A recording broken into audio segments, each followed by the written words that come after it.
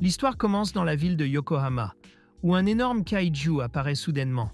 Les autorités sonnent l'alarme et ordonnent à tous les citoyens d'évacuer les lieux. Le monstre commence à détruire la ville et tout le monde regarde les informations, tandis qu'un hélicoptère attaque le monstre avec des missiles. Mais le kaiju ne sent rien et tout le monde commence à s'inquiéter. Peu après, une unité d'élite connue sous le nom de 3e division arrive pour affronter le kaiju. Et son capitaine, Hashiro, fait feu de son canon écrasant, détruisant le kaiju d'un seul coup. Le kaiju d'un seul coup. Tout le monde célèbre la victoire, pensant que la 3e division est incroyable, car elle a réussi à vaincre le kaiju sans aucune perte. Ensuite, une équipe arrive pour nettoyer les dégâts. Et c'est là que nous rencontrons Kafka, alors qu'il recueille des échantillons du kaiju pour l'équipe de recherche .R. Il voit ses coéquipiers soulever un des organes du kaiju, mais les avertit d'être prudents. Et puis, venu de nulle part, l'organe explose. Le sang du kaiju finit par brûler un de ses collègues. Kafka se précipite alors pour l'aider, lui disant qu'il s'en sortira. Kafka se rend compte que le kaiju est gigantesque et qu'il faudra beaucoup de temps pour l'enlever, et le superviseur lui dit de commencer par les intestins.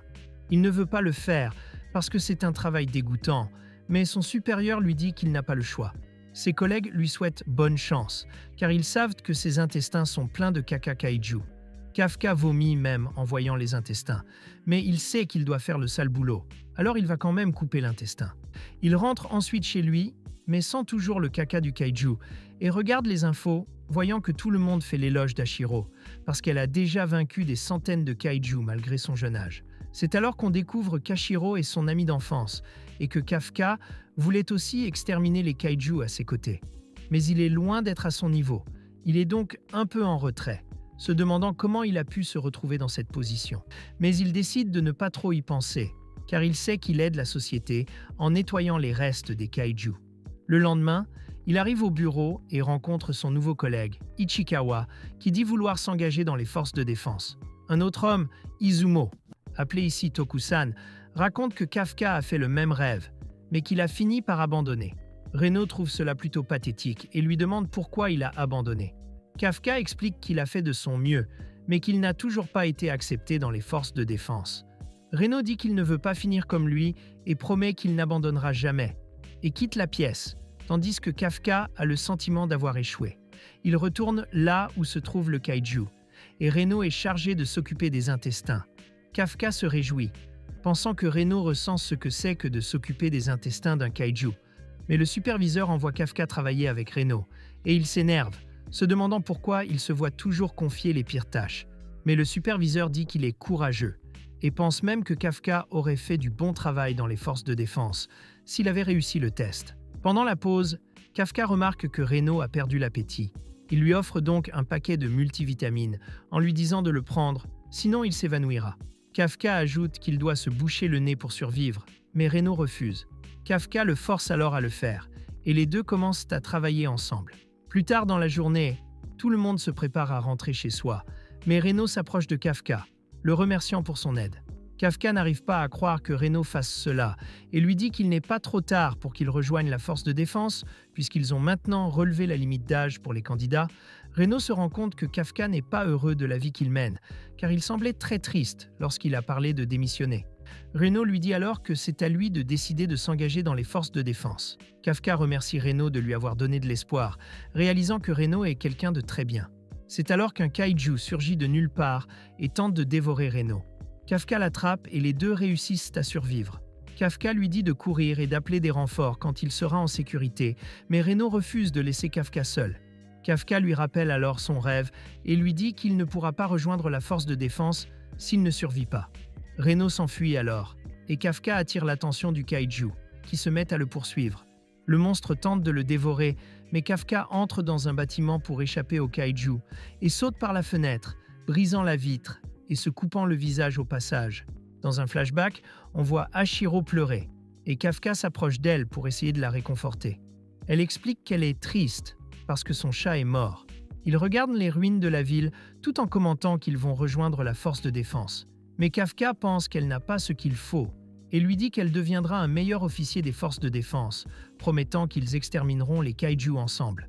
De retour dans le présent, le kaiju poursuit toujours Kafka, qui se rend compte qu'il n'y a pas d'échappatoire et se prépare à se battre. mais le kaiju lui broie la jambe et tente de le dévorer. Mais Reno arrive, Kafka se demande pourquoi Reno est là, et Reno lui explique qu'il n'entrera jamais dans la force de défense s'il ne peut même pas sauver son propre collègue. Kafka se rend compte qu'il est pathétique, en pensant qu'il ne peut protéger personne et qu'il n'a pas ce qu'il faut pour rejoindre la force de défense. Le kaiju est sur le point de les tuer tous les deux.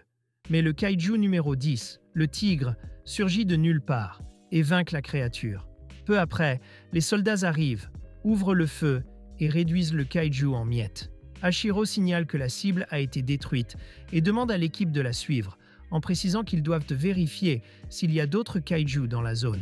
Cette nuit-là, nous voyons Kafka à l'hôpital, en train de penser à l'incroyable Hachiro. Il ne pense pas pouvoir atteindre son niveau. Mais Reno sait qu'il ne serait pas en vie si Kafka ne l'avait pas sauvé, et dit à Kafka qu'il est une personne incroyable.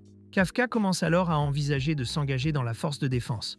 Il remercie Reno de l'avoir aidé à se sentir mieux et dit qu'il a décidé de s'inscrire. Mais il voit soudain une étrange créature qui, dit-il, le cherche et plonge soudainement dans sa bouche, ce qui le fait se débattre. Reno s'en aperçoit et demande si Kafka va bien, mais il est choqué lorsqu'il le regarde. Kafka se regarde dans le miroir et se rend compte qu'il est devenu un monstre, ce qui les fait paniquer tous les deux. Mais Kafka explique qu'il a toujours le contrôle de son corps. Un autre patient les voit, Kafka demande de l'aide, et tous deux réalisent qu'il va être chassé et commencent à s'enfuir. Nous retrouvons Hachiro, qui pense à Kafka et se souvient qu'il lui a promis d'être à ses côtés un jour. Mais elle le traite de menteur parce qu'elle se bat seule contre le kaiju. Elle reçoit un appel téléphonique et apprend qu'un kaiju est arrivé à l'hôpital.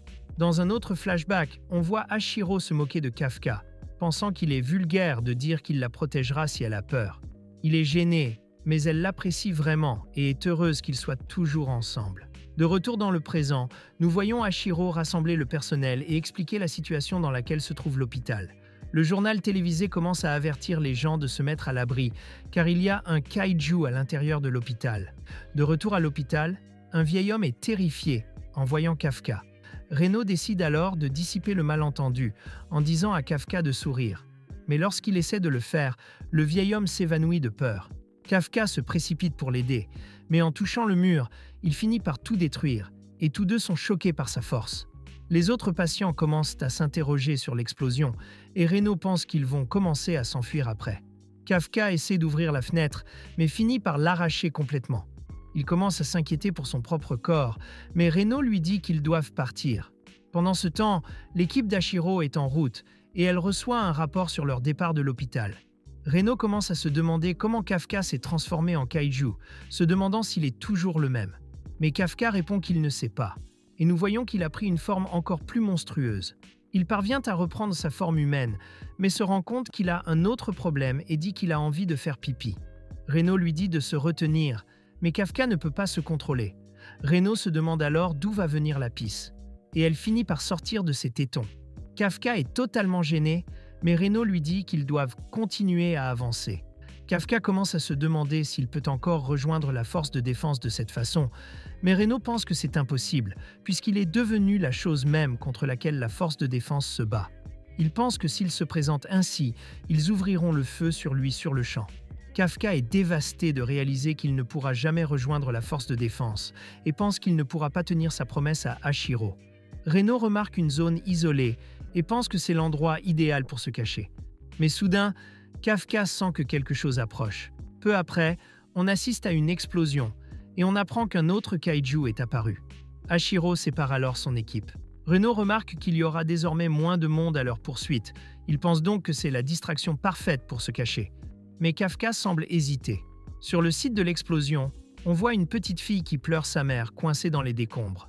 La fillette tente de soulever les décombres, mais elle n'a pas assez de force. Et c'est alors que le kaiju apparaît soudainement. Il traverse le bâtiment et s'apprête à les manger, mais Kafka frappe le kaiju d'un coup de poing et l'assomme complètement, impressionné par sa propre force. Il va voir comment va la fille, mais elle est morte de peur. Il essaie de sourire à nouveau, mais cela ne fait qu'empirer les choses. Il parvient à libérer la mère de la jeune fille, mais le kaiju revient soudainement. Il esquive l'attaque du kaiju et donne un coup de poing dévastateur qui fait exploser le monstre et le fait pleuvoir de sang. Kafka dit que c'est fini, mais la fille est toujours terrifiée. Alors il lui dit qu'il s'en va. Lorsqu'il commence à s'éloigner, Elle l'apprécie vraiment. Il se souvient alors du remerciement d'Hachiro et de la promesse qu'il lui avait faite de rester à ses côtés. C'est alors qu'il comprend ce qu'il doit faire. Reno leur dit de partir avant que quelqu'un d'autre n'arrive, mais Kafka dit qu'il n'abandonnera pas, qu'il doit partir et rester aux côtés d'Hachiro. Peu après, Hachiro arrive sur les lieux, se demandant ce qui s'est passé. Elle interroge la jeune fille sur le kaiju, mais elle est effrayée rien qu'en s'en souvenant. Hachiro lui assure qu'ils vont éliminer tous les kaiju, mais la jeune fille lui demande de ne pas blesser les bons kaiju, en disant qu'un bon kaiju a sauvé sa mère. 3 mois plus tard, l'équipe de nettoyage regarde les informations et nous découvrons que Kafka a reçu le nom de code numéro 8. Reno pense que les choses sont devenues incontrôlables et nous apprenons que Kafka a été le premier kaiju de l'histoire à s'échapper de la force de défense et que tout le monde est maintenant à sa recherche. Le superviseur fait remarquer qu'une lettre est arrivée pour lui et nous voyons que Kafka a réussi le test de la force de défense. Il jette un coup d'œil à la lettre et nous voyons qu'il a réussi. Reno court annoncer la nouvelle à Kafka, mais il finit par le voir sous forme de kaiju et lui donne un coup de pied. Kafka reprend rapidement sa forme humaine et Reno l'avertit qu'il est toujours recherché et qu'il ne doit pas s'exposer. Reno lui remet la lettre, mais se demande comment ils vont résoudre ce problème. Kafka fait remarquer que c'est au 2e tour qu'il échoue généralement. Nous apprenons ensuite que la 2e épreuve est l'examen pratique. Reno s'inquiète de savoir comment ils vont cacher son corps, puisqu'ils vont tout surveiller. Mais Kafka dit qu'il va quand même passer l'examen et que, comme il a déjà 32 ans, c'est sa dernière chance d'être admis. Le jour de l'examen, nous les voyons arriver à la base de Tachikawa des forces de défense. D'autres participants arrivent également, et, soudain, une fille traite Kafka de vieillard. Il est surpris et explique qu'il n'a que 32 ans, mais la fille dit que sa voiture est sur le chemin. Il regarde autour de lui et constate qu'il y a plusieurs places vacantes, mais la jeune fille mentionne que le 5 est son chiffre porte-bonheur aujourd'hui. Kafka pense à lui apprendre les bonnes manières, mais la jeune fille décide de se débrouiller seule. Elle enlève sa veste, révélant une combinaison technologique, et soulève la voiture d'une main, la jetant de côté. Kafka est terrifié par les dégâts subis par sa voiture, et Reno se demande qui est cette fille. Elle se présente sous le nom de Kikoru et lui dit que son passe-temps favori est de tuer des kaiju. Mais elle commence à sentir l'odeur de Kafka et lui dit qu'il sent comme un kaiju. Reno tente de le défendre, expliquant que c'est parce qu'ils travaillent à nettoyer les restes de kaiju. Malgré cela, Kikoru les rabaisse tous les deux, en disant qu'ils ne devraient pas être là. Elle voit alors Kafka soulever la voiture et n'arrive pas à croire qu'il a une force surhumaine.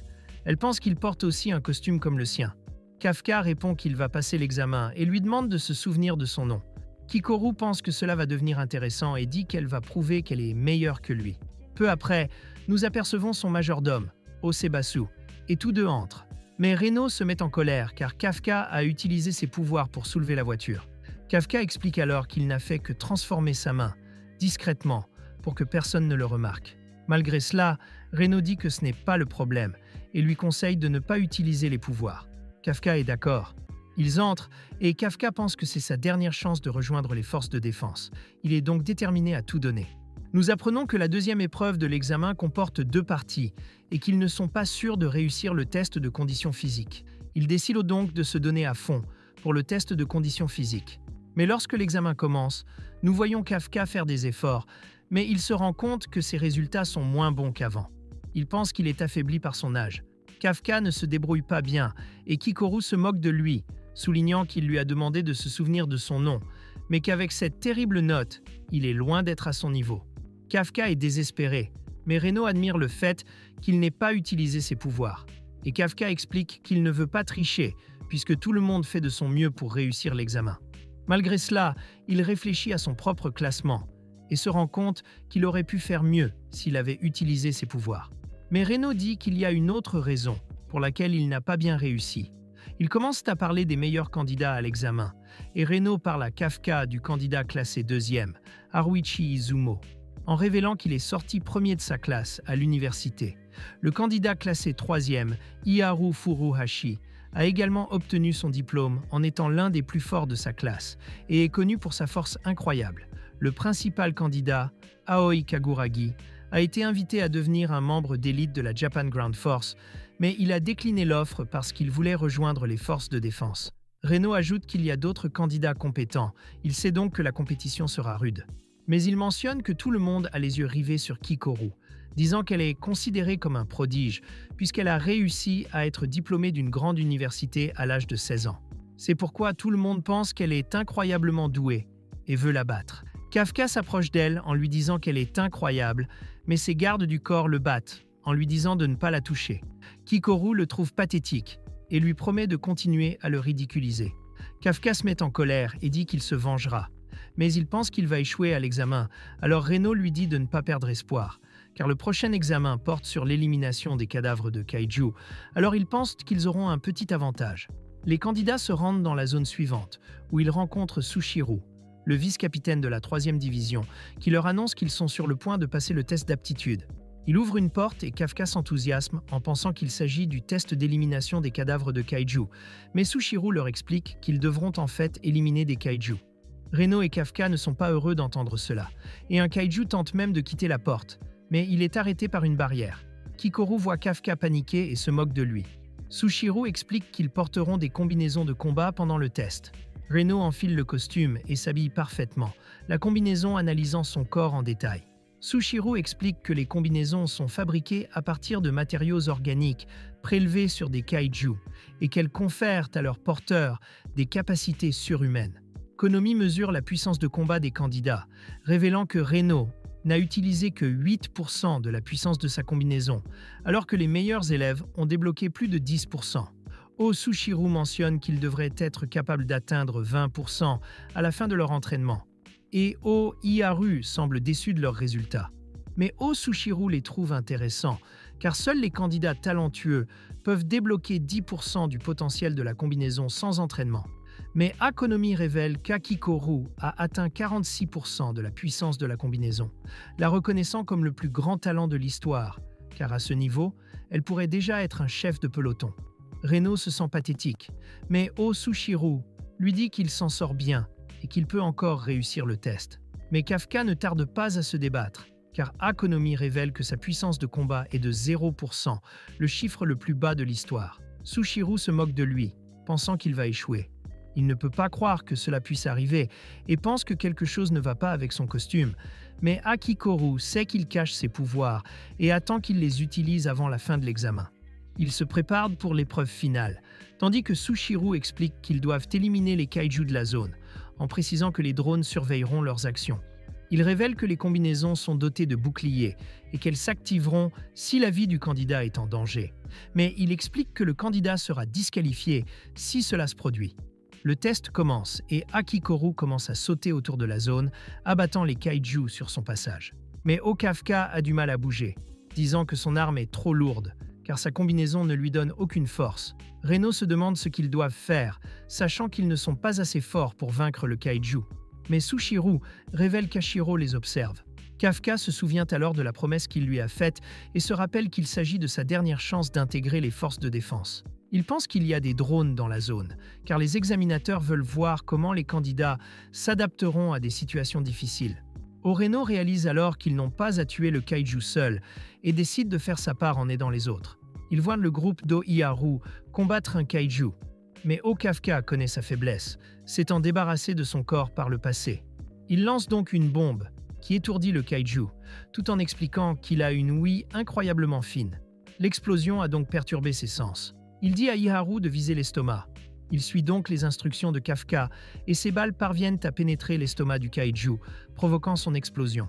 Il remercie Kafka pour son aide et se met à la recherche d'un autre kaiju, pensant pouvoir passer l'examen sans utiliser ses pouvoirs. Mais un kaiju l'attaque soudainement, le faisant s'écraser contre un mur, et les examinateurs remarquent qu'il est blessé et pensent qu'il ne peut pas continuer à se battre. Il se prépare donc à activer son bouclier, mais il refuse d'abandonner, sachant qu'Ashiro le surveille. Le kaiju est sur le point de le manger, mais il explose soudainement en morceaux. Kikoru arrive et dit qu'elle peut nettoyer la zone elle-même, qu'il peut rester sur le sol, et commence à le traiter de perdant. Les kaiju se rendent compte qu'elle s'en prend à leur cible principale et sont déterminés à la tuer avant qu'elle n'y parvienne. Mais ils se rendent compte qu'elle est plus forte qu'eux, car sa puissance de combat est très élevée. Kafka se relève péniblement et se rend compte que sa jambe est cassée. Sushiro l'appelle, lui conseillant d'abandonner car il est trop blessé pour continuer à se battre. Il se demande alors s'il est vraiment temps d'abandonner, sachant qu'il n'a aucun talent, ce qui lui fait penser qu'il va échouer. Mais il refuse d'abandonner, car il ne veut pas renoncer à son rêve, et les examinateurs sont surpris lorsqu'il commence à pouvoir utiliser les pouvoirs de son costume. Il parvient à se lever, et Sushiro accepte de le laisser continuer. Kafka a encore du mal et s'inquiète de la sécurité de Reno, mais ce dernier est déterminé à continuer. Nous voyons Reno porter Sushiro pendant que tout le monde regarde. Ils essaient de rejoindre Kikoru, et Reno dit à Kafka de s'occuper de l'attaque. Pendant ce temps, nous voyons Kikoru éliminer facilement le kaiju, et elle est si rapide que personne ne peut l'aider. Elle atteint sa dernière cible et lance une grenade pour l'assommer. Elle saute ensuite entre ses dents, vise l'intérieur de sa bouche et tire, l'achevant d'un seul coup. Le kaiju tombe et le test prend fin. Kafka n'arrive pas à croire que Kikoru l'ait tué si rapidement. Hachiro est impressionné par la force de Kikoru et Sushiro remarque qu'elle a réussi le test si rapidement que personne d'autre n'a abandonné. Et peu après, nous apprenons que Kikoru est la fille du directeur. Kikoru espère que son père sera fier d'elle. Elle s'apprête à se moquer à nouveau de Kafka, mais un autre kaiju apparaît soudain et elle est abattue. Pendant ce temps, Kafka s'interroge sur la suite des événements, mais le kaiju détruit se relève soudainement. Nous voyons Kikoru arrêter son hémorragie, et le kaiju est surpris qu'elle puisse encore bouger. Surprise de l'entendre parler, elle tente de lui tirer dessus, mais le kaiju tire le premier. Les examinateurs l'entendent crier et détectent des signes vitaux anormaux. Sushiro se demande ce qui se passe, car il voit également les kaiju revivre. Konomi remarque qu'ils sont devenus encore plus forts, et la tête du kaiju reçoit une note de 6,4. Sushiro pense qu'il faudrait un peloton entier pour l'abattre, et Hachiro ordonne d'activer tous les boucliers à distance. Sushiro dit qu'ils doivent partir. Les examinateurs reçoivent l'ordre d'évacuer, mais Kikoru ne pense pas pouvoir courir, car si le kaiju Hanju n'est pas éliminé, de nombreuses personnes mourront. Elle parvient à refermer ses blessures grâce à son costume et se prépare à poursuivre le combat, sachant qu'elle doit être parfaite, mais le kaiju l'écrase instantanément. Dans un flashback, on la voit avec son amie Risa, qui est heureuse d'avoir obtenu la meilleure note aux examens. Mais le père de Risa va la chercher et Kikoru reste seul. Sebasu la rejoint en lui disant que son père sera à la maison aujourd'hui et qu'il sera content de ses résultats. Kikoru est enthousiaste, mais lorsqu'elle arrive à la maison, son père ne se soucie pas de son score, car il est de son devoir qu'elle soit en tête. Il lui dit que célébrer un seul succès ne mène qu'à l'échec et qu'elle doit être parfaite pour l'avenir de son pays. De retour dans le présent, elle se souvient des paroles de son père et continue à se battre, mais le Hanju continue à l'attaquer. Elle tente de se relever, mais n'y parvient pas. Konomi est surpris de voir que le Hanju a régénéré son organe unifié offensif. Il commence à préparer une attaque énergétique, et pendant ce temps, Sushiro se demande s'ils arriveront à temps pour sauver tout le monde. Kikoru pense que tout est de fini pour elle, et s'excuse auprès de son père de ne pas pouvoir être parfaite. Les Hanju s'apprêtent à l'achever, mais Kafka apparaît soudain et lui dit qu'elle a fait du bon travail. Elle se demande ce qu'il fait là, puis il y a une grosse explosion, mais on voit que Kafka l'a bloqué. Il se transforme en kaiju devant elle, disant qu'il s'occupera de tout. Pendant ce temps, tout le monde évacue, et Kaguragi déclenche une fusée éclairante pour aider à guider tout le monde. Reno espère que Kafka va bien, et nous voyons que, quelques instants plus tôt, ils ont appris que le Hanju est revenu à la vie et que Kikoru se bat seul. Les ordres sont d'évacuer, mais Kafka disparaît, et Reno craint qu'il n'ait l'intention de se transformer. De retour dans le présent, Kikoru se demande ce qui se passe, et Kafka lui demande de garder son secret. Hanju lance une nouvelle attaque, mais Kafka se contente de le repousser, et lui promet d'en dire plus après le combat. Konomi détecte son énergie, mais les caméras sont éteintes à cause de l'explosion. Elle note qu'il a une force de 9,8, mais le Sushiro dit que c'est impossible, et pense que l'explosion a dû dérégler le système de mesure, car 9,8 serait l'un des kaiju les plus forts de l'histoire. Kafka sait qu'il n'a pas beaucoup de temps, alors il décide d'en finir d'un seul coup de poing. Il frappe Hanju et le fait exploser en morceaux. Kikoru se demande qui il est, et soudain Kafka court vers elle, mais il est en fait en train de ramasser un kaiju et de le frapper contre quelque chose derrière elle. Kafka dit qu'elle ne devrait pas se mettre en danger comme ça. Mais Reno arrive soudainement et commence à le réprimander pour s'être transformé. Ils commencent à se disputer, mais Kikoru finit par s'évanouir. Hachiro et Sushiro arrivent sur les lieux et se demandent ce qui s'est passé. Ils apprennent que Kafka et les autres ont réussi à rejoindre l'abri, mais Sushiro pense que Kikoru n'est pas assez forte pour venir à bout du kaiju toute seule. Sushiro se souvient de l'incident précédent, survenu il y a 3 mois, et commence à se demander si les deux événements sont liés. Nous voyons Kafka à l'hôpital, et Reno note que l'état de Kikoru est également stable, mentionnant qu'elle reçoit le meilleur traitement possible. Kafka est jaloux, mais Hachiro vient soudain leur rendre visite et les remercie d'avoir sauvé Kikoru. Après cela, Hachiro s'en va et Kafka insiste pour la poursuivre, mais décide d'attendre de devenir un véritable officier. Kikoru se réveille et reçoit la visite d'Osushiro. Il lui apprend que tout le monde a survécu et remercie Kikoru de s'être occupé des Hanju. Elle se souvient que Kafka l'a sauvée et décide de garder son secret. L'incident est rapporté aux informations et le mystérieux kaiju s'étonne qu'il n'y ait pas de victimes. Soudain, il reçoit un appel lui annonçant que son jour de congé est terminé et nous le voyons se transformer en homme. Lorsqu'il sort de la salle de bain, on découvre qu'il est le nouveau membre de l'équipe de nettoyage. Kafka sort de l'hôpital et reprend le travail, mais il panique car il n'est pas sûr d'avoir réussi l'examen.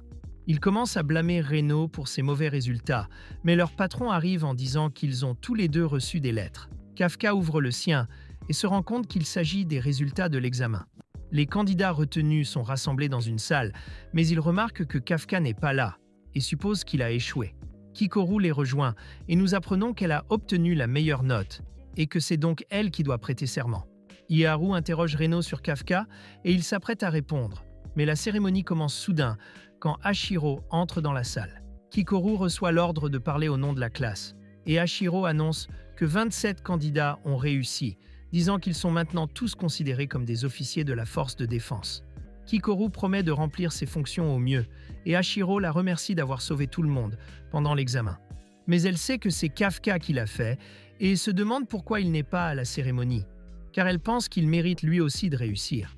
Curieuse de ses pouvoirs, elle veut le revoir et c'est alors que Kafka les rejoint, surprenant tout le monde. Nous apprenons que, lors d'une réunion, les officiers ont discuté des résultats de Kafka, pensant qu'il n'a pas de potentiel et qu'ils envisagent donc de le renvoyer. Mais Osushiro décide de l'accepter dans sa section, car il a su identifier les points faibles de l'ennemi et soutenir les autres candidats au combat. Hachiro explique qu'il ne participera pas à la cérémonie, car il sera enrôlé comme cadet. Mais Kikoru est heureux qu'il ait réussi à entrer dans la force de défense. Hachiro est également heureuse que tout le monde se soit porté volontaire pour la force de défense, mais elle explique que les kaiju sont de plus en plus forts et elle les prévient que leurs prochaines missions seront dangereuses. Elle est sûre qu'il y aura des victimes, mais promet de faire de son mieux pour les aider et dit à tout le monde de croire en elle. Kafka lui dit haut et fort qu'il sera bientôt à ses côtés, mais tout le monde est choqué par ses paroles, pensant qu'il est fou. Hachiro dit qu'il est irrespectueux et décide de le punir en lui demandant de faire 100 pompes, tandis qu'Osushiro lui dit d'y aller doucement avec lui. Mais elle part, et Osushiro remarque qu'elle sourit pendant que Kafka fait les pompes. Sushiro soupçonne qu'il est lié au kaiju noté 9,8, car ses signes vitaux ont disparu lorsqu'il a été détecté. Sushiro pense donc qu'il cache quelque chose et décide de le surveiller. Kafka s'efforce de faire ses pompes et arrive à peine à 100, tandis que tout le monde fête l'événement. Mais Kikoru les interrompt en disant qu'elle veut lui parler. Ils se rendent dans un restaurant où Kafka raconte à Kikoru comment il a obtenu ses pouvoirs et elle n'arrive pas à croire que c'est possible. Il pense à en parler à la force de défense, pensant qu'il pourrait le guérir. Mais Kikoru dit que c'est une mauvaise idée, car il ferait des expériences sur son corps jusqu'à ce qu'il meure, juste pour créer des armes spéciales. Il la supplie donc de garder ses pouvoirs secrets, et elle accepte, se souvenant qu'il lui a sauvé la vie. Mais elle promet de le tuer s'il devient incontrôlable. Nous voyons Reno en pleine séance d'entraînement, et il atteint les cibles avec une précision incroyable. Une voix mentionne qu'il a pu terminer l'exercice en un peu plus de 2 minutes, et que sa puissance de combat a atteint 18%. Tout le monde est impressionné par ses progrès, et Iharu veut obtenir les mêmes résultats. Il fait donc l'exercice lui aussi, et parvient à battre le temps de Reno, tandis que la voix mentionne que sa puissance de combat déchaînée a atteint 20%. Iharu dit à Reno de ne pas trop s'emballer, mais tous deux voient alors Kikoru terminer le test. La voix révèle qu'elle a réussi à détruire les cibles en 1 minute, avec une puissance de combat de 55%. Elle les taquine tous les deux en disant qu'elle est bien meilleure qu'eux. Iharu est déjà découragé, pensant qu'il ne pourra jamais la battre. Mais Kaguragi lui dit qu'il est en train de prendre du retard. Et Iharu réalise alors que Kaguragi a également dépassé sa puissance de combat. Soudain, tout le monde entend Kafka se battre. On apprend alors qu'il a détruit les cibles en 6 minutes. Mais sa puissance de combat est toujours à 1%. Malgré tout, il se réjouit en disant à Toku qu'il n'est plus coincé. Mais Sushiro entre et le critique, disant qu'il est pathétique et l'avertit qu'il sera renvoyé dans 3 mois. Sushiro donne alors l'ordre. Tout le monde doit courir autour du périmètre. Pendant ce temps, Konomi observe que tout le monde est en compétition et pense que cela permettra à chacun de s'améliorer. Ensuite, tout le monde va prendre une douche et Kafka est extrêmement fatigué. Pendant ce temps, Iharu se vante de ses muscles, mais Reno pense qu'il est normal et ne le croit pas. Ils commencent alors à se disputer. Kafka se joint à eux, disant que ses muscles ont augmenté, mais qu'il perd le contrôle de sa respiration et que son ventre dépasse. Iharu se met à rire. Kaguragi arrive également, et lorsque le groupe voit son état tout détruit, il se cache dans l'eau, réalisant qu'ils n'ont aucune chance contre lui. Kokoro voit Hashiro dans la buanderie et est impressionné, la trouvant merveilleuse. Konomi commence à se demander pourquoi la puissance de combat d'Hashiro est si exceptionnelle. Elle interroge Hashiro sur son entraînement. Hashiro répond en disant à Konomi de rester avec elle, car elle va lui apprendre les bases. Nous revenons à Kafka et il entend les autres parler d'Hashiro, disant qu'elle les a incités à rejoindre la force de défense. Reno dit même qu'elle ressemble à une super-héroïne. Mais Kafka révèle alors qu'elle est son amie d'enfance. Tout le monde est surpris et lui demande de raconter l'histoire lorsqu'ils s'entraînent ensemble. Kafka s'efforce de suivre les autres et, un soir, on le voit se coucher tard pour étudier davantage. Sushiro le rejoint et lui dit d'aller dormir. Mais Kafka explique qu'il ne veut pas être renvoyé. Sushiro se rend compte qu'il le fait pour Hashiro, car il les a entendus parler sous la douche. Kafka admet qu'il a promis de se battre à ses côtés, mais Sushiro explique qu'il est le vice-capitaine et que Kafka devra donc lui voler sa place pour atteindre son objectif. Sushiro dit que Kafka ne deviendra jamais vice-capitaine et l'avertit de ne pas trop s'attacher aux autres officiers, car ils finissent par former une équipe et qu'il pourrait être dangereux de trop s'attacher, car ils pourraient mourir en mission. C'est alors que l'alarme se déclenche et que tout le monde se rend compte qu'un kaiju est apparu. Sushiro dit à Kafka que c'est l'heure de sa première mission. On assiste alors à l'évacuation des civils, tandis qu'un kaiju de type Hanju apparaît au milieu de la ville, entouré de plusieurs autres kaiju plus petits. Les forces de défense veulent minimiser les dégâts dans la région et prévoient donc de vaincre les Hanju dans le secteur central. Hashiro propose d'en finir avec le Hanju, dit qu'elle le détruira à distance et souhaite bonne chance à tout le monde. Les officiers se dirigent vers la ville, tandis que Sushiro déclare qu'il est temps d'affronter le kaiju. Mais Kikoru n'arrive toujours pas à croire que Kafka est le kaiju numéro 8 et elle a hâte de le voir libérer ses pouvoirs. Les forces terrestres japonaises se préparent à tirer de l'artillerie, tandis que le peloton de Sushiro aperçoit le Hanju. Il dit qu'Hashiro s'occupera de lui et que les autres doivent se concentrer sur l'élimination des petits kaiju générés par les Hanju, car ils pourraient finir par s'échapper de la zone. Sushiro dit à tout le monde de se préparer au combat, et la foule s'enthousiasme, après quoi il dit à tout le monde de s'amuser pendant la chasse. Kafka sait qu'il doit faire ses preuves, car il pourrait être renvoyé s'il n'est pas à la hauteur, et il en parle à Reno, qui est très enthousiaste à l'idée de la mission. Un groupe de kaijus apparaît, et Kikoru avance avec les autres, mais Kafka descend lentement le long du bâtiment. Un hélicoptère arrive et nous apprenons qu'Hashiro a atteint le point d'attaque, tandis que Konami demande aux forces terrestres d'attirer les Hanju vers le secteur central. Ils ouvrent alors le feu, lançant plusieurs roquettes sur le Hanju, mais elles n'ont aucun effet sur lui, ce qui le fait avancer. Sushiro demande aux nouvelles recrues de montrer de quoi elles sont capables, et Kafka tente de libérer la puissance de la combinaison, mais un kaiju l'assomme. Kikoru l'avertit de ne pas s'approcher, car la combinaison est encore à 1%. Les officiers les plus expérimentés méprisent les nouveaux venus, leur disant de ne pas se mettre en travers du chemin et précisant que personne ne connaît les points faibles de l'ennemi. Mais Kikoru commence à réduire les kaiju en pièces et ses supérieurs sont impressionnés par ses aptitudes au combat. Nous voyons Iharu en action, disant à Reno de l'accompagner, mais il se rend compte que Reno a été capable de tuer un kaiju à lui tout seul et se demande comment il a réussi à le faire. Il explique alors qu'il utilise des balles gelées, disant que cela convient à son style de combat, car cela lui permet de ralentir l'ennemi pendant le combat. Les vétérans sont impressionnés par les nouvelles recrues, qui éliminent les kaiju à elles seules. Le chef de l'escouade, Kaguragi, explique que le groupe est plein de membres talentueux. Izumo et Kaguragi s'affrontent pour savoir qui tue le plus, tandis que Kaguragi analyse qu'ils sont complètement opposés, mais pense qu'ils sont tous les deux talentueux. Il pense vraiment que les nouveaux venus sont incroyables, car ils surclassent complètement les vétérans. Konomi rapporte que Reno et Iharu sont en tête. Kafka se rend compte qu'il est inutile et se demande ce qu'il peut faire pour l'aider. C'est alors qu'il aperçoit un kaiju mort et pense qu'il pourrait trouver son point faible. Il commence donc à le disséquer et se rend compte que le noyau n'est pas là où il devrait être. Il le voit à la base du cou et rapporte cette information à Sushiro, en conseillant aux officiers de le frapper sur le côté. Il ajoute que le kaiju possède des organes reproducteurs et prévient Sushiro qu'ils peuvent générer de nouveaux kaiju si les organes ne sont pas détruits. Sushiro le remercie pour l'information et Konomi la partage avec tout le monde, car elle réalise que Kafka a pu aider les forces de défense afin de pouvoir se battre aux côtés d'Hashiro. Kafka voit une énorme explosion et nous voyons que les forces terrestres ont pressé le Hanju, mais qu'elles ont atteint le secteur central. Il décide donc de battre en retraite. La force de défense tire sur ses jambes, essayant de l'immobiliser, tandis qu'Hashiro vise avec précision et charge son canon, augmentant sa puissance de combat à 96%. Sushiro dit à Kafka de regarder attentivement Hashiro tirer avec son arme, faisant un énorme trou dans le corps du Hanju. Kafka n'en revient pas de sa puissance, et Sushiro lui dit qu'il est loin de la force maximale qu'elle peut atteindre. Elle tire à nouveau, détruisant la tête du Hanju, qui tombe au sol, mais elle continue à tirer, même après lui avoir arraché la tête. Et Konomi lui dit qu'il est déjà mort, mais elle s'en moque et continue à détruire complètement son corps. Kafka la trouve incroyable, et Sushiro lui demande s'il a l'intention d'abandonner ses rêves, en lui disant qu'il n'atteindra jamais son niveau. Il demande à Sushiro s'il pourra un jour égaler sa force, mais ce dernier lui répond que non, et qu'il se spécialise dans les petits kaiju. Un kaiju apparaît soudain derrière lui, mais il le vainc instantanément. Kafka est étonné de sa rapidité, car il ne pouvait même pas voir les mouvements de Sushiro.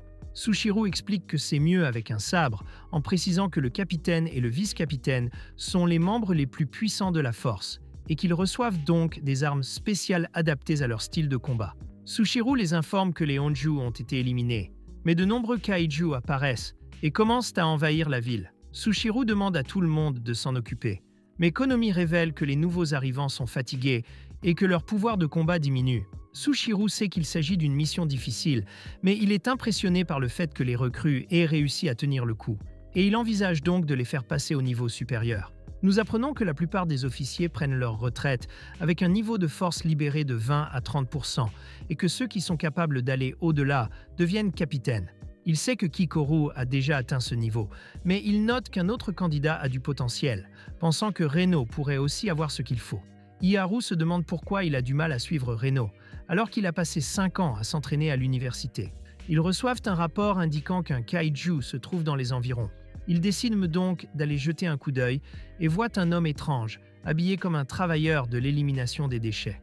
Iharu lui demande d'évacuer, mais il révèle que c'est lui qui a éliminé le kaiju doté d'organes reproducteurs et se demande comment les forces de défense ont pu la prendre. Une équipe de nettoyage observe l'incident, mais leur chef demande des nouvelles du nouveau membre de l'équipe, et ils se rendent compte qu'il a disparu. Ils décident donc de partir à sa recherche. L'homme tire sur Iharu, ouvrant un trou dans sa poitrine, mais l'homme remarque qu'il n'a pas touché le cœur et pense qu'il n'est pas très précis dans sa forme actuelle. Il révèle alors sa véritable forme, et il réalise qu'il est le kaiju qui a vaincu Kikoru. Reno tente alors d'appeler des renforts, mais se rend compte que son communicateur est défectueux. Le kaiju leur révèle qu'ils sont dans son domaine, qui est complètement caché du monde extérieur, et leur dit qu'ils ne pourront pas contacter leurs compagnons. Il attaque Reno, touchant sa jambe, mais le kaiju se demande pourquoi il n'atteint pas sa cible et réalise que Reno peut prédire ses mouvements. Nous apprenons que Kikoru a mis Reno en garde contre le kaiju et lui a dit de surveiller ses doigts, car il bouge chaque fois qu'il se prépare à attaquer.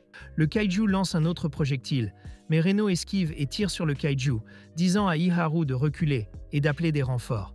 Il refuse d'obéir, mais Reno le supplie de le faire, alors il s'enfuit, tandis que Reno révèle qu'elle a peur parce qu'elle sait qu'elle n'a aucune chance, mais qu'elle veut être comme Kafka, qui est prêt à sacrifier sa vie pour sauver celle des autres. C'est ainsi qu'elle se lance, prévoyant de faire gagner du temps à Iharu pour qu'il s'échappe. Nous voyons Iharu s'enfuir, mais il commence à se détester lorsqu'il réalise qu'il n'a été bloqué qu'à 20% de sa puissance de combat pendant 2 semaines. Nous apprenons ensuite qu'Hashiro l'a sauvé quand il était jeune et qu'il veut être aussi fort qu'elle, mais il ne peut même pas battre Reno, qui a été capable de le vaincre comme s'il n'était rien. Reno continue d'attaquer, mais le kaiju apparaît devant lui, s'apprêtant à le tuer, mais Iharu le sauve juste à temps. Nous apprenons qu'Iharu se sent pathétique parce qu'il a toujours besoin d'être sauvé par quelqu'un d'autre. Il dit à Reno qu'il n'a pas besoin d'être sauvé. Reno lui demande pourquoi il ne s'est pas enfui, et le kaiju lui révèle qu'ils ne peuvent jamais quitter son domaine sans sa permission. Iharu décide alors de se battre aux côtés de Reno, en disant qu'il va essayer de lui créer une ouverture. Reno avance, tandis qu'Iharu assomme le kaiju d'un coup de volant, et Reno libère le maximum de sa puissance de combat, tout en ouvrant le feu sur le kaiju. Mais le kaiju utilise un mur de cadavres pour se défendre et lance une contre-attaque, touchant Reno à plusieurs reprises. Sushiro reçoit un rapport indiquant qu'ils ont perdu le contact avec Reno et Iharu. Kafka réalise alors qu'ils sont en difficulté et voit quelque chose bouger sur le cadavre d'un kaiju, tandis que Kikoru s'approche de lui et lui dit que le mystérieux kaiju est dans la région. Reno s'effondre tandis qu'Iharu tente de le sauver, mais le kaiju l'assomme. Il commence à torturer Reno, tandis qu'Iharu ramasse son fusil, pensant que Reno a le potentiel pour devenir capitaine et qu'il ne veut pas qu'il meure. C'est pourquoi il est prêt à risquer sa vie pour le sauver.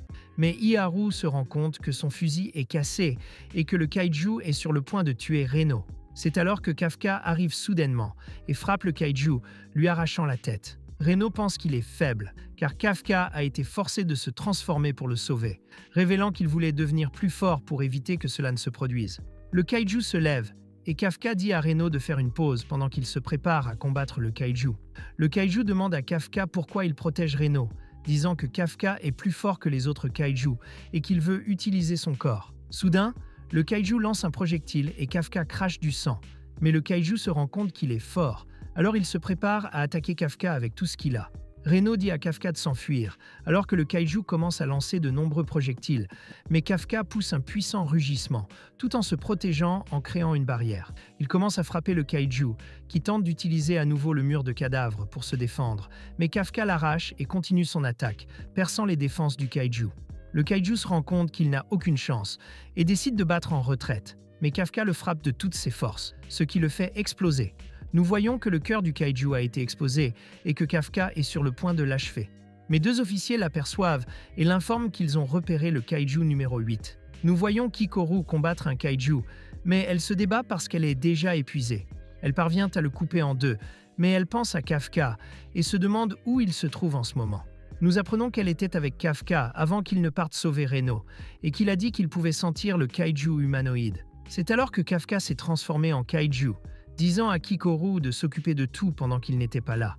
Mais elle entend le rapport des policiers qui l'ont repéré et s'inquiète, comprenant que Kafka est en difficulté, tandis que Sushiro donne l'ordre de le neutraliser. Le kaiju se rétablit et parvient à s'échapper, réalisant que son domaine a été détruit. Mais maintenant qu'il sait comment Kafka se bat, il pense pouvoir le vaincre à l'avenir. Il tente de tuer les officiers, mais Kafka les protège, et le kaiju lui dit qu'ils se reverront et disparaît. Kafka s'enfuit, sachant qu'il doit échapper à la force de défense. Il se cache alors dans une ruelle, mais Sushiro le trouve et l'informe qu'il est entré en contact avec le kaiju numéro 8. Il tente d'attaquer Kafka, mais celui-ci parvient à esquiver, réalisant qu'il peut à peine suivre les mouvements de Sushiro. Sushiro se rend compte qu'il est un adversaire de taille, il enlève donc son limiteur et sa puissance de combat atteint 92%, alors qu'il se prépare à combattre de toutes ses forces. Kafka craint de le blesser et tente de se retenir, mais il est soudain touché. Il lutte pour maintenir sa vitesse et se rend compte que Sushiro est d'un tout autre niveau. Son bras est coupé et son cœur est révélé, mais il parvient à se régénérer. Il remarque que la régénération utilise une grande partie de son endurance. Il sait donc qu'il ne pourra pas encaisser beaucoup de coups comme ça. Il tente de riposter, et Sushiro devine qu'il doit avoir une force d'au moins 8.0, le qualifiant de Daikaiju. Il a un sentiment étrange, mais décide de ne pas s'en préoccuper et charge, décochant un double coup qui coupe la jambe de Kafka. Mais il continue, et Kafka réalise qu'il vise son cœur, mais il avait prédit qu'il le ferait, alors il attrape la lame de Sushiro. Sushiro se retrouve coincé, et Kafka en profite pour l'attaquer, le faisant reculer, et il parvient à s'échapper. Nous voyons Kikoru penser à Kafka, se demandant s'il est vraiment juste de lui faire confiance, mais il revient soudainement. Elle essaie de le gronder, mais le rattrape alors qu'il tombe, et il s'excuse d'avoir laissé le kaiju humanoïde s'échapper. Il essaie d'aller aider Reno, mais Kikoru lui fait remarquer qu'il n'est pas en état d'aider et lui dit de s'inquiéter pour lui-même, car Sushiro pourrait découvrir qu'il est un kaiju. Sushiro pense à la rencontre, et Hachiro prend une photo pour se souvenir de son échec. Elle se demande si le kaiju numéro 8 était fort, puis il répond qu'il était du niveau d'un Daikaiju, ce qui en fait le premier depuis l'incident d'il y a 5 ans. Sushiro remarque qu'il ne semble pas attaquer les gens sans distinction et se souvient que Kafka n'a attaqué que son arme, réalisant que le sentiment étrange qu'il ressentait était dû au fait qu'il avait l'impression de combattre un humain au lieu d'un kaiju.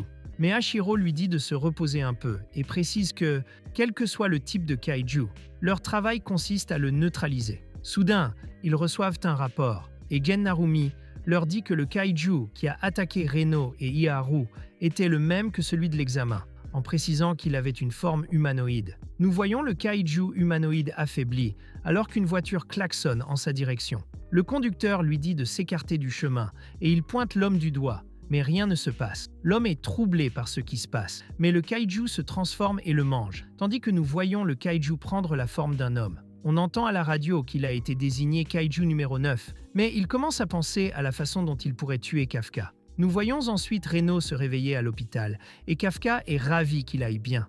Reno remercie Kafka de l'avoir sauvé, mais il panique, car nous voyons qu'Iharu est à côté, pensant que c'est le Kaiju 08 qui les a sauvés. Kikoru s'empresse alors de dire que Kafka a trouvé le noyau dans le plus petit Kaiju, et Iharu finit par croire à cette explication. Iharu demande alors pourquoi Kaiju N8 les a sauvés, en disant qu'il le trouvait vraiment cool. Kafka est ravi d'entendre cela. Peu après, l'escadron organise une fête pour célébrer le rétablissement de Reno et d'Iharu et leur première mission réussie. Le chef leur révèle qu'ils vont manger le meilleur Wagyu, et personne ne le croit. Mais le chef leur dit que Haru, c'est ainsi qu'ils appellent Iharu, mérite qu'on lui serve la meilleure nourriture. Kafka lui demande alors qui il est, et nous découvrons qu'Iharu est l'héritier du groupe Izumo Technology, qui est le plus grand fabricant d'armes anti-kaiju. Kafka est choqué, car c'est cette entreprise qui fabrique les combinaisons qu'ils portent en mission. Tout le monde déguste le repas, et Reno est heureux qu'ils aient tout organisé. Kafka se plaint à Haru de son costume, affirmant qu'il est défectueux, car il n'a pas réussi à vaincre un seul kaiju.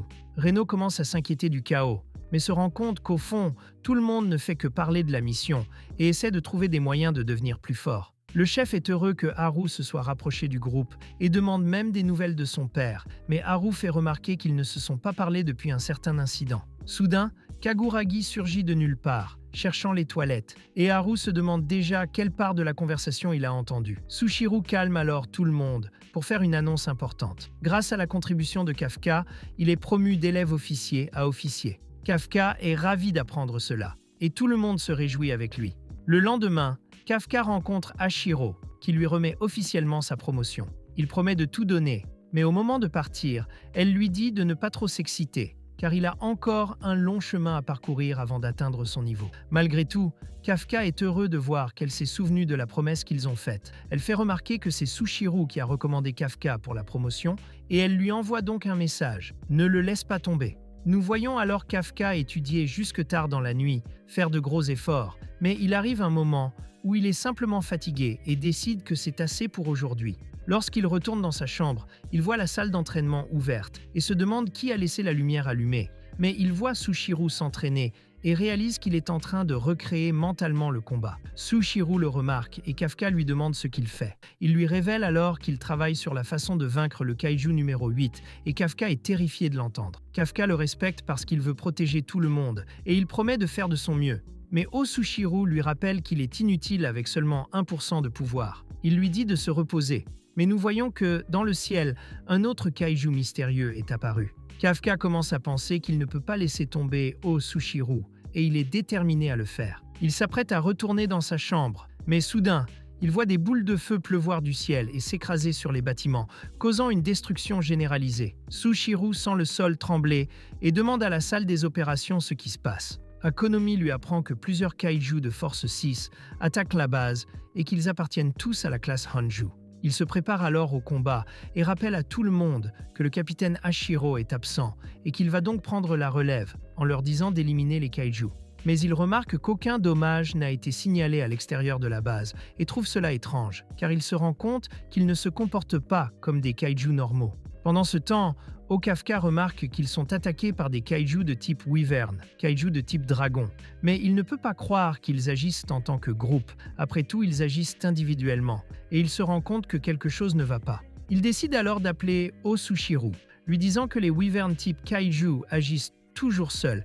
Et Sushiro pense qu'il y a un chef qui les contrôle. Un kaiju humanoïde s'approche d'Sushiro, lui demandant s'il est l'humain le plus fort de la base, ce qu'il confirme. Le kaiju se prépare alors à le combattre, l'appelant sa proie. Konomi prévient Sushiro que le kaiju a un niveau de force de 8,3 et qu'il est donc extrêmement puissant.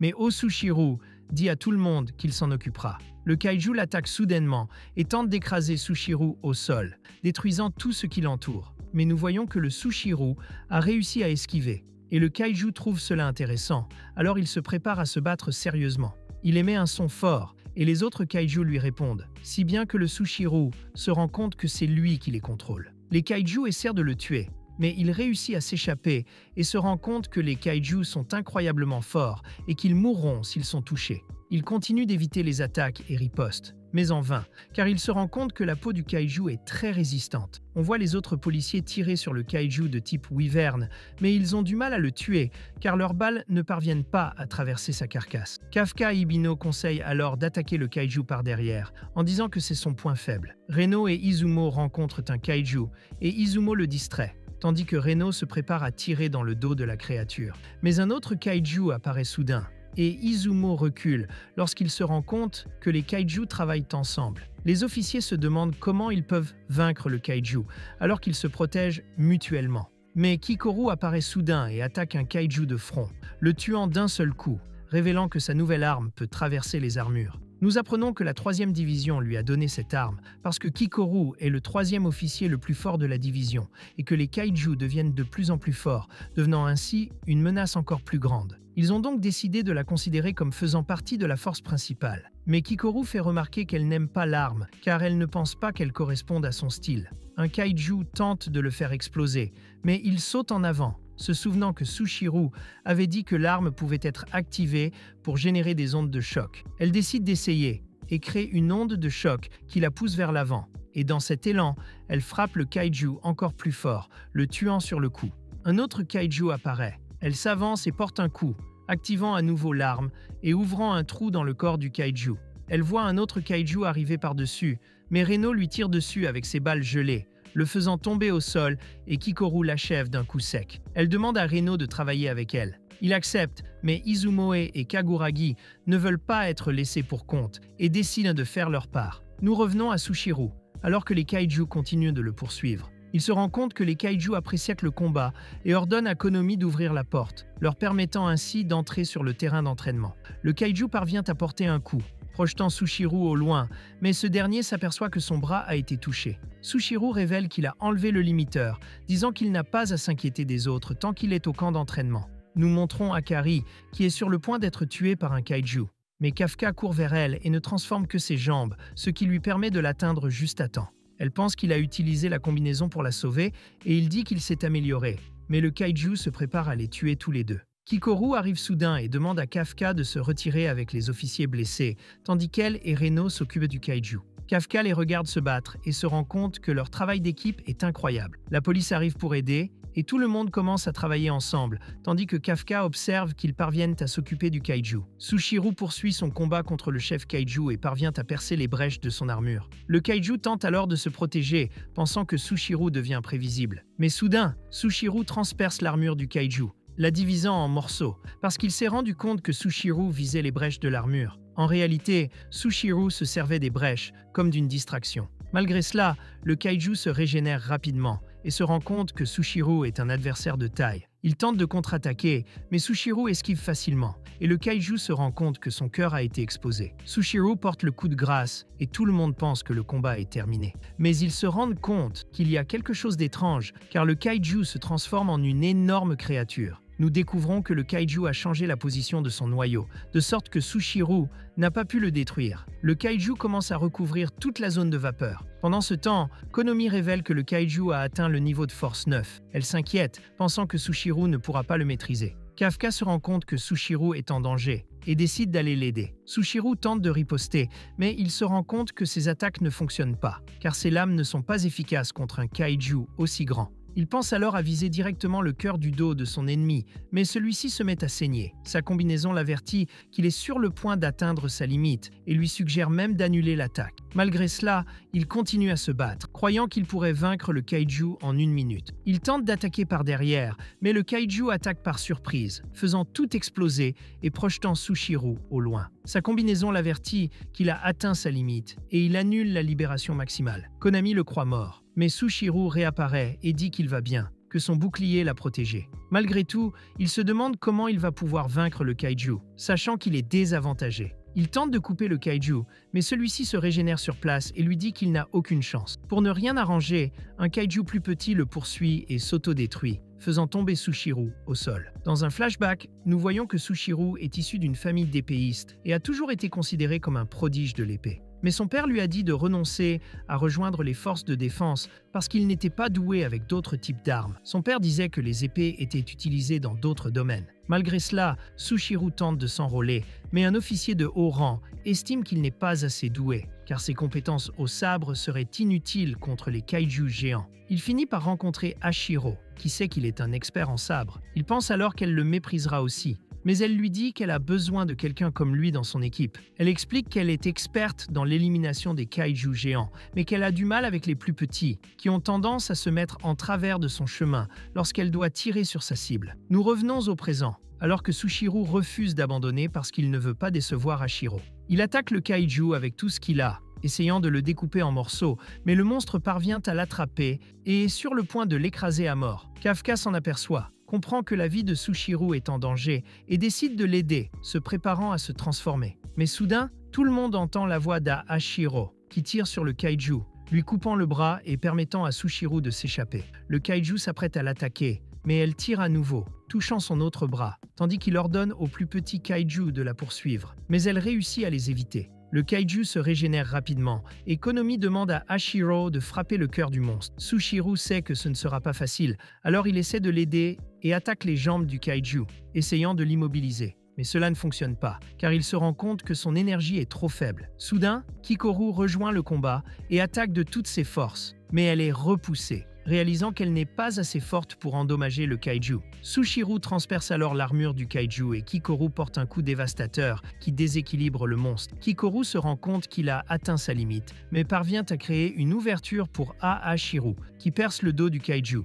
exposant son cœur. Mais Konomi lui dit qu'il ne lui reste qu'une seule balle. Un petit kaiju tente de l'arrêter, mais les autres arrivent pour s'occuper de lui. Le kaiju est sur le point de se rétablir, et Sushiro continue de l'attaquer, sachant qu'il doit l'empêcher de se régénérer. Il sait qu'il n'est pas assez fort pour le vaincre, et la seule chose qu'il peut faire est de créer une ouverture pour Hashiro, mais il se rend compte qu'il est sur le point d'être mangé. Hashiro est heureuse de l'avoir choisi comme vice-capitaine et retire son limiteur, alors que sa puissance de combat atteint 96%, et elle tire sa dernière balle, réduisant le kaiju en miettes. Tout le monde fait la fête, et Kafka observe Sushiro de loin en se disant qu'il est incroyable. Hashiro lui dit de se reposer, car elle sait qu'il a atteint sa limite, mais les autres officiers savent aussi qu'elle est épuisée. Ils lui demandent donc de leur laisser les petits kaiju.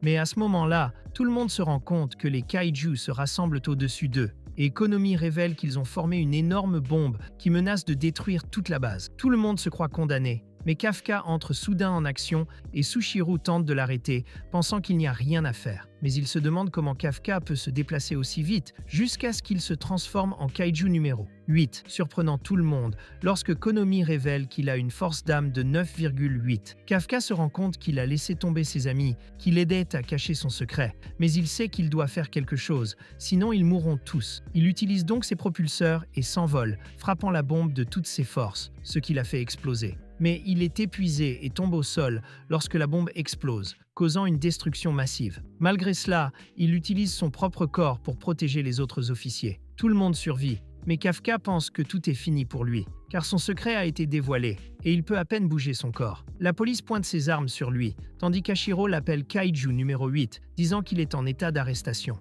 Nous voyons les supérieurs observer l'incident, et ils ne peuvent pas croire qu'il y avait un kaiju dans les forces de défense. Ils discutent de ce qu'il faut faire avec lui, et le directeur général Isao Shinomiya décide de l'amener ici, en disant qu'il va ordonner à la 3e division de le livrer. Nous voyons Kafka dans un centre de détention, où il se demande ce qui va lui arriver, et se souvient que Kikoru lui a dit que son corps pouvait être utilisé pour créer une arme spéciale. Hashiro et Sushiro le rejoignent, disant qu'ils vont le transporter au quartier général. Ils le libèrent ensuite et l'escortent à l'extérieur. Ils pensent qu'il le déteste parce qu'il a gardé ses pouvoirs secrets. Il croise les autres policiers, tandis que Kafka remarque Reno et pense qu'il est contrarié lui aussi, car il a essayé plus que quiconque de protéger le secret de Kafka. Kafka s'apprête à monter dans le transport, pensant que tout est fini pour lui, mais Reno l'appelle soudain, lui disant qu'il attendra son retour. Le transport se prépare à partir, tandis qu'Hashiro révèle qu'il n'y a pas de caméra et dit qu'elle est reconnaissante pour ses actions, car il a sauvé tout le monde sans hésitation.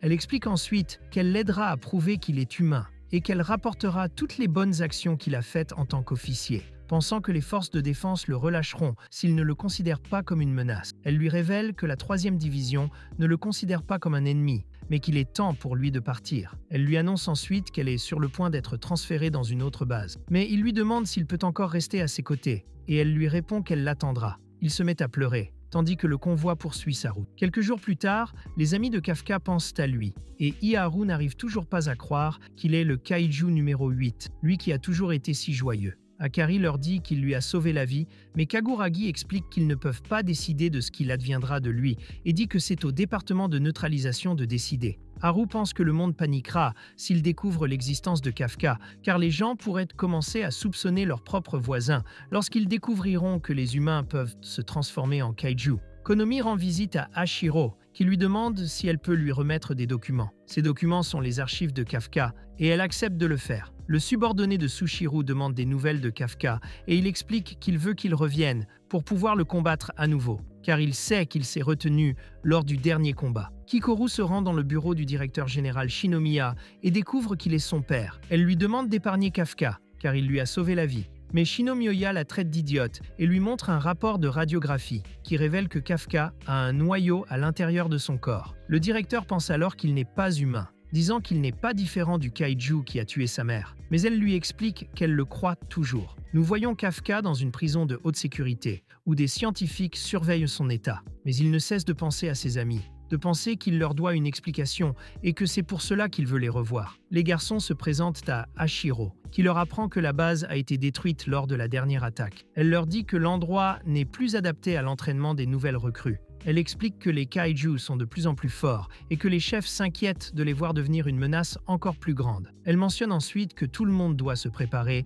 et annonce aux garçons qu'ils s'entraîneront aux côtés des nouveaux venus les plus talentueux des autres divisions. Haru pense que les supérieurs font cela pour surveiller les officiers qui étaient proches de Kafka, mais elle le nie, disant qu'il n'a rien à voir avec cela. Iharu lui dit qu'il veut rester dans la 3e division, mais Reno est prêt à s'entraîner avec les nouveaux venus. Iharu lui dit qu'ils finiront par se séparer, mais il ne semble pas s'en préoccuper. Quelques instants plus tard, Haru s'apprête à appeler son père lorsqu'il entend Kaguragi parler au téléphone. Il lui dit qu'il veut sauver quelqu'un et lui demande de l'aide. Il se rend compte que Haru n'était pas loin et qu'il écoutait l'appel. Haru est curieux, alors Kaguragi lui dit qu'il parlait à son ancien commandant dans les forces terrestres japonaises. Haru ne croit pas qu'il fasse cela pour aider Kafka, alors Kaguragi lui explique qu'il ne veut pas le perdre parce qu'il le considère comme un compagnon. Nous revenons à Kafka, qui réfléchit à ce qu'a dit Hashiro et pense que tout ira bien lorsqu'il aura prouvé qu'il est humain. Isao apparaît soudain et demande à ses subordonnés de libérer Kafka. Ils l'avertissent que c'est très dangereux, mais Isao explique que si Kafka était vraiment un Daikaiju, il pourrait facilement briser ses liens s'il le voulait, et il le laisse partir. Mais Isao se met soudain à lui tirer dessus. Kafka utilise son bras comme bouclier, mais Isao lui arrache la peau et prend un échantillon de sang, tout en disant à Kafka qu'il est un kaiju.